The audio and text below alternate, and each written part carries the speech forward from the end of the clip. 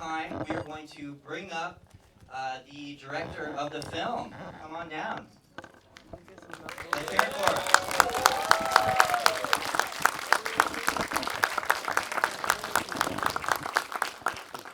Damas y caballeros, bienvenidos a Dances with Films, el festival de películas número 24. Gracias por venir. Ladies and gentlemen, welcome to Dances with Films 24 here in the historic TCL Chinese Theaters. And we have a fantastic lady here, very talented, who's going to tell us about this awesome documentary that you just saw. Excelente documental que acaban de mirar. Y vamos a hablar sobre eso y aprender de cómo se puso. Por favor, primero, introduga tu nombre y qué hiciste en la película. So we're going to have her first just tell us her name and what she did on the documentary. Bueno, gracias todos por venir hoy. Thank you everybody for coming out today, my neighbors.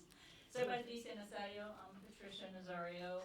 I had the idea, produced, directed. I didn't have any money, so I edited it and submitted it, and here we are. So thank you everybody.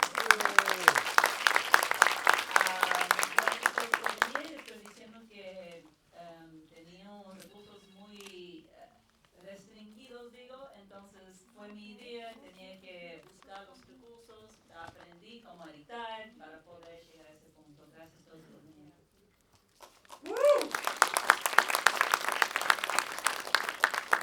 And what inspired you to do this documentary? Why did you make this? ¿Qué te inspiró a hacer este documental? ¿Para qué lo hiciste? Yo creo que para mí, let's do Spanish first. So, para mí lo que pasó es que estaba trabajando, I was a daily news reporter, como una reportera diario, y me mandaron a hacer como una cobertura diaria a una pelea que estaba pasando cerca del LACMA.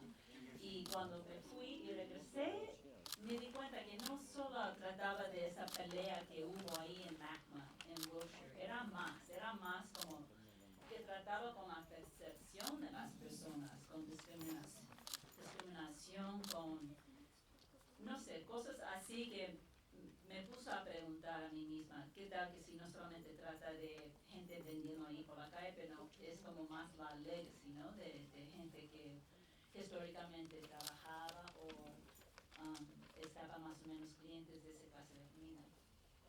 So for me, I had a daily news reporting job at a radio station, KPCC. They sent me to cover this like a turf war that was happening by LACMA, and I was like, I went back and I was like, it's a bigger deal. It's not just this street food kind of turf war happening there. I think there's more to the story. And they said, okay, submit a memo, and then I resigned 6 months later. Wow, awesome. And obviously, so getting things together to do a documentary, there's a lot of research that one has to do, interviews and things like that, trying to like find the people, and of course like finding the people who are willing to talk and share their story. Obviamente con crear un documental hay bastante investigación que se tiene que hacer y conocer a las personas que están dispuestos a hablar y contar su cuento. ¿Cómo fue eso para ti? How difficult was it to do that? No, eso sí es una buena pregunta, es un buen punto. Fue muy difícil. Al principio fue fácil a conseguir Grill 'Em All porque ellos recién habían ganadores de ese espectáculo, todo popular, la gente volvía loco por la calle, era muy fácil. Ellos estaban curiosos, estaban de acuerdo, comenzamos de una vez. Bien. Me quedó difícil a conseguir a alguien del lado tradicional. Y me recuerdo ahora como 2017 con Don Alfredo, estuve en una reunión con los loncheros y le dije, no tengo nadie a representar ese lado y que si no consigo no tengo historia. Y él me dijo, ¿por qué no intentas con mi esposa? Él me presentó a su señora, que es Doña Guillas. So, there's so much research and you really have to have rapport with people, especially when you want to get into people's personal lives. You want to go to their home, and you want to be there for their holidays and for their special occasions. And it was easy to get, not easy, but I was able to get that. I won't say it's easy. I was able to get that with Grill 'Em All pretty much up front. And then around 2017, so 7 years later, I didn't have that representation at a lonchero meeting with Senor Alfredo, and I was like, I don't have that for this side, and if I don't get it, I don't have a story. And he understood me, and he was like, well, why don't you try my wife? And he introduced me to his wife, Doña Guille, whose story we learned in the documentary. Fantastic. And gosh, there's gathering information and recording, interviews and getting, shots of so many things and videography. It can't be easy selecting which parts to put into the film because you're limited to the duration of a feature film. So you have to be selective about what you decide to put in the film. Con hacer un documental y toda esta investigación, entrevistas, como es una película, hay que estar dentro del límite de duración del documental. Y no sería fácil de elegir cuáles partes uno quiere incluir en el cuento que quieren presentar. So what was that like? Choosing with your editing team. ¿Cómo fue eso? Yeah, Jose, can you stand up? Rodriguez? Oh, ¿dónde estás? That's my man right there. He came in with the pressure perspective, like, I was in this, by the time he came along, maybe 8 years. And it just came to a point where I was like, okay, you sit there and you tell me what to do, because I'm done. And that's, I think, how we really crafted what you see here. And so it takes, these things don't happen in a vacuum, and it's not just one person who's going to have the clear focus. It takes conversation and it takes showing, and we had a couple of, we had one, like a working screening where I invited people and got feedback and stuff like that. But, these things take time, it takes collaboration, it takes different eyes to look at the same project and say, not that, yes this, or that, but a little shorter, and I think little by little like that, you get to pull something together that resonates with a wider audience like you guys. So, in Spanish, lo que estaba diciendo es que él me preguntó cómo era que llegamos a ese punto a poder terminar un proyecto así. Lo que pasa es que José, gracias a Dios, me llegó y José es Mexican first off, es mexicano y graduó de USC Film School. Pero fue bueno porque como eso trata de la cultura mexicana y Mexico City precisamente, y él es de Mexico City. Entonces él sabía los mensajes, la idioma, Spanish is different from country to country, es diferente, la idioma por país a país. Entonces, para poder tener la suerte de conseguir a alguien desde México en film school from USC, it was like, lo mejor. So eso realmente ayudó a Finn para poder mirar todos los archivos, a seleccionar los clips, los medios, los archivos que realmente valdría la pena. Y eso es como terminamos así. Mm-hmm. Okay, bueno, awesome. I'd like to give it a chance to throw it out to the audience. Quiero darle chance al público para preguntarle las cosas de que están curiosos. I'd like to give the chance to the audience to ask questions if there's something that you're curious about. Does anybody have a question? ¿Alguien quiere pedir una pregunta? Bueno, a mí me interesó muchísimo porque les diste oportunidad o conocemos de esta manera la oportunidad que tienen todas estas personas de poner sus negocios, etcétera, etcétera. Si tuviste ahí en la película a Gil Cedillo, ¿no lo invitaste para que viniera al concejal Gil Cedillo? Oh yeah, she's asking if you invited Gil Cedillo. Oh, Gil Cedillo, no, precisamente no. I mean, so no, I didn't uninvite him. Te puedo decir que soy una sola persona y desde el principio yo fue lo que manejaba eso. Y apenas que cuando fuimos seleccionados, como casi 2 meses, estoy a full mucho, entonces... Estuvo Dolores, James Somos, etcétera. Si hubieras invitado a alguna de estas personas, la gente se paraba. Pero Ed Reyes sí compró entradas, pero no creo que ¿Quién? llegó. Ed Reyes, que fue lo que fue el concejal antes de Gil Cedillo. So, es que, no pude, no, ¿qué te puedo decir? No eras tú sola, no tenías un equipo. Claro, entonces el tiempo no no dio, o sea, tenía tanto que hacer, Qué pero lástima, sí, porque todo esto ayuda en las Yeah, películas, yeah. pero felicidades. gracias, no, pero sí, realmente inventé y compró el resto, no llegaron, pero se me olvidó a preguntar, invitar a, como te digo, Gilcedillo. So she was asking if we invited Gilcedillo's office, Yeah. and I'm just being honest, I totally forgot. You know, we found out about the festival about 2 months ago, and it's just been like full speed ahead, trying to get the word out and things like that, and I completely forgot to even extend the office to him, sorry. No worries. Sí, aquí, yes, here. Hola, buenas noches.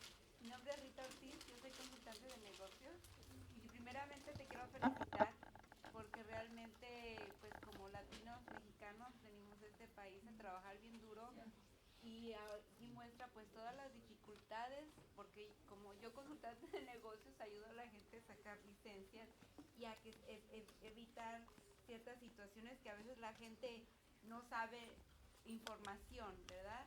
Entonces aquí realmente estamos viendo el trabajo duro y todas las dificultades que pasa la gente, que a veces uno dice, a mí se me estaba antojando todo lo que se presentaba y dices, qué rico se come aquí, pero a veces uno Ay, no, sí, se yo da, quiero comer. no se da cuenta los problemas y las luchas que esa gente hace y ahorita con eso pues uno hasta los va a apreciar más porque realmente es algo que a veces uno no se da cuenta, ¿verdad? A veces sí estoy viendo que les dan tickets y yo sí a veces hasta platico con los de la ciudad y demás y digo, no es justo porque realmente trabajan muy duro para salir adelante. La pregunta es, con esta información, con este documental información, ¿podemos ayudar más a nuestros hermanos latinos para poder hacer algo diferente? ¿Cómo podemos nosotros poder ayudar? Pero diferente en qué sentido, just real Por quick. ejemplo, Muy breve. estas regulaciones ya Okay. están bien. Okay. ¿Hay que hacer más para ayudarlos o podemos, qué es lo que se podría hacer? Okay, real quick. So a big part of what she was saying in the beginning, she was first congratulating Ms. Nazario for the documentary. As a fellow Mexican, she understands that it's difficult. She can relate to the people who came here and started a food truck business from Mexico. They had to work very hard. It wasn't easy to come to another country and and build a brand new business. And she understands all of the challenges and obstacles that come with that. So she was first congratulating her on that. And her question was, how can this documentary help other Mexicans and other people who are fighting and giving their best effort to make it in this country and try to achieve the American dream? How can this documentary, them seeing it, help them or perhaps give them ideas on how they can move forward in their life and with the things that they're trying to pursue? So then the point to that is the Chamber of Commerce point that we get to towards the end. Matt, are you still here? Matt, okay, we talked about this later in the documentary. We did an interview, a pickup interview like in 2019 or so. And that's when he said, you have to be the granddaddy of them all to be admitted to the Chamber of Commerce. And that's the truth.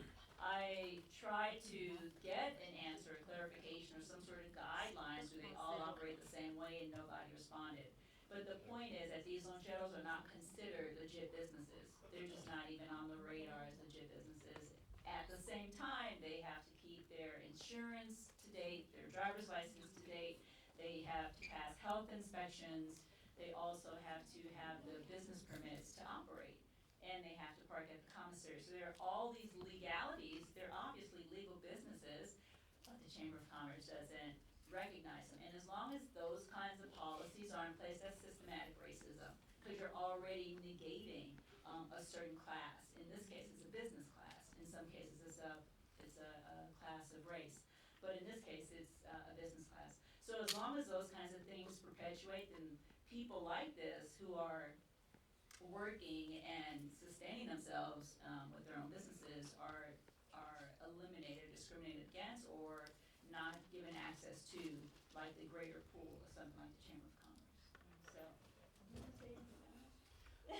Honestly, I wasn't even recording it in my I'll mind. I say thought it you would do it. instead. So, en español lo que estoy diciendo es que el punto más importante de eso es que los cámaras de comercio no reconocen a las loncheras, los loncheros como empresarios. Y eso es un gran problema porque ellos realmente están luchando por sus negocios, tienen que sacar permisos, como dice Víctor Naro al final de película, ¿no? Tienen que sacar sus permisos anualmente y tienen que pasar inspecciones y eso. Y por lo tanto que no están reconocidos, eso es un sistema de discriminación. Y por lo tanto que estamos aumentando eso, eso va a seguir y eso va eliminando la voz de gente que realmente son empresarios, pero no pueden participar en la conversación más abierta de negocios en la ciudad. Okay. Felicidades porque eres una mujer muy valiente que ha sabido conocer ese tipo de negocios que realmente tienen o tenían muchos problemas y que nadie lo sabe. Felicidades. De aquí para arriba. Yeah, she's also congratulating her on her fight and on the fight for the people running the food trucks and all of the effort that they put in dealing with all the difficulties and challenges that they face, partially from systemic racism, difficulties with the police, and then of course they have the parking officials having to deal with that. So she was congratulating her on that. I believe we have time for one or two more. Tenemos tiempo para uno o dos más. Over here. Hi. So I just wanted to congratulate Patricia. I've known her for a good 20 years. And I just want you to speak to how long it took you to bring this from your first thought when you were working as a radio reporter to this point, how long that whole process took, number one. Number two, how much money out of your own pocket it took. And the activism aspect of it, is this going to become a movement? Okay, so Erin, are you still here? Erin Glenn? She took off? She was my first interview. Oh, huh? Oh, okay, so she was the first interview. Matt, I think you were my second. It cost less than $1 million. The Abedisians, are they still here? Peter, Susan, Anush. I just want to thank this family right here. They took in this project. They were like an incubator space. We needed a place to have interns, a place to have a printer, a place to be able to come and go and function as a production, under production. And they hosted our office space for 5 years. Wow. And never asked us for one.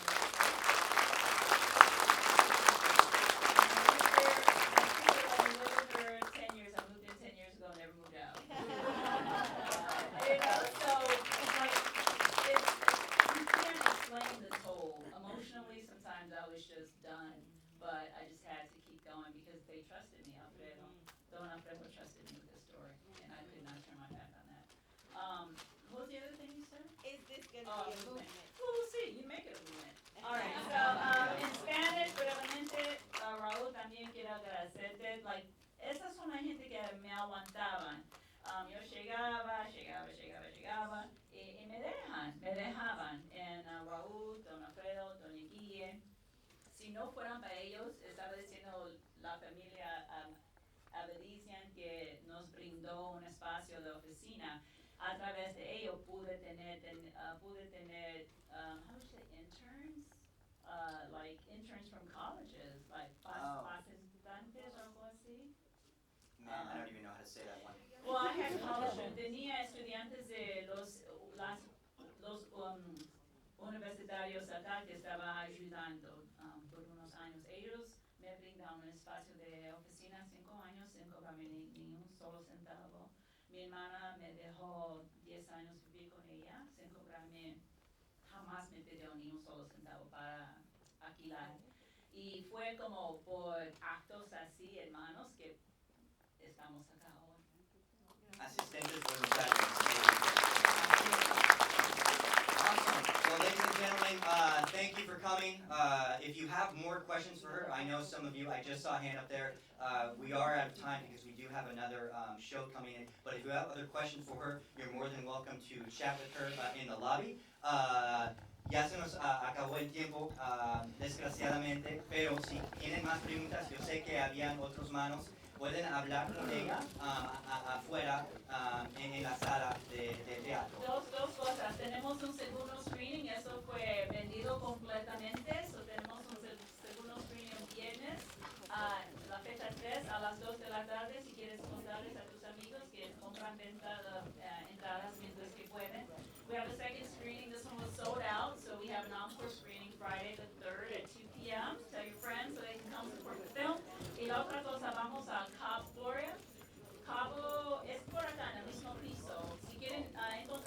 podemos